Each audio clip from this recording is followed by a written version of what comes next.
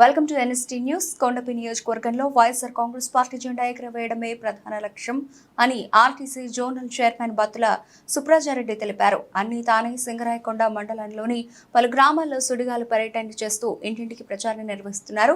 వృద్ధులకు, వికలాంగులకు న్యాయం చేసిన పార్టీ వైసీపీ అని, ఈ నియోజకవర్గం నిజమైన అభివృద్ధి చూడాలంటే ఆదిమూలపు సురేష్ను గెలిపించాలని, అదే తరహాలో పార్లమెంట్ అభ్యర్థి చెవిరెడ్డి భాస్కర్ రెడ్డిని విజయం వైపు తీసుకెళ్లాలని ప్రచారం కొనసాగిస్తున్నారు. రాష్ట్ర ముఖ్యమంత్రి జగన్మోహన్ రెడ్డి పరిపాలనలో రాష్ట్రం సుభిక్షంగా ఉందని, ప్రతి ఇంట్లో మంచి జరిగింది కాబట్టే ఈసారి కూడా వైసీపీని ఆదరించాలని కోరారు.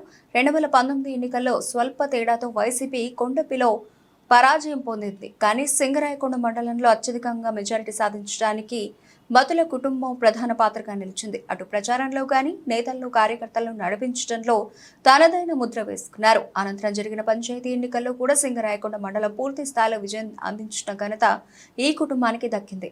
గ్రామీణ ప్రాంతాల్లో ఈసారి కూడా మెజారిటీ సాధించడం కోసం బతుల సుప్రజారెడ్డి నిరంతర ప్రచారం సాగిస్తున్నారు.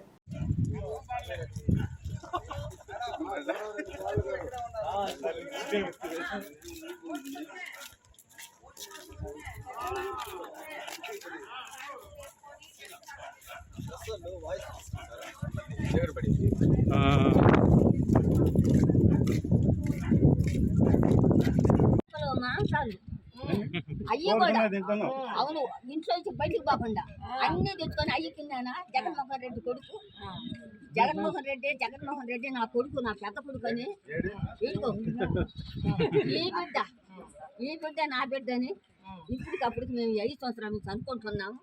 మాకే ఇబ్బంది లేదు. ఈ తండ్రి ఎన్నిసార్లు గెలిచాము మేము, మేము ఇంకా బతకలేదు. ఈ చేప నేను అయ్యలే ఓటు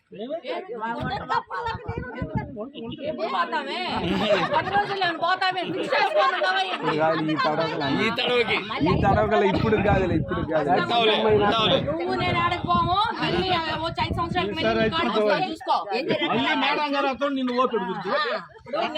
దాంట్లో ఏం చెయ్యాలంటే, ఇంత అభిమానం ఉన్నోళ్ళు నువ్వు ఎట్లా ఓటేస్తావు, పక్కింటోళ్ళని, ఎదురింటోళ్ళని, వెనకాలింటోళ్ళని అందరికీ చెప్పి మనం ఓటు వేయించే ప్రయత్నం మనం చెయ్యాలి.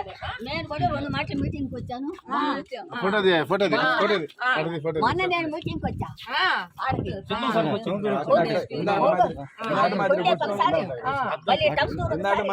వీళ్ళు అసలు నన్ను ముచ్చదని నేను చేయలేనేమో, తిరగలేనేమోనని, ఎండకి నేను తిరగలేనని అసలు వీళ్ళు పిలవలేను.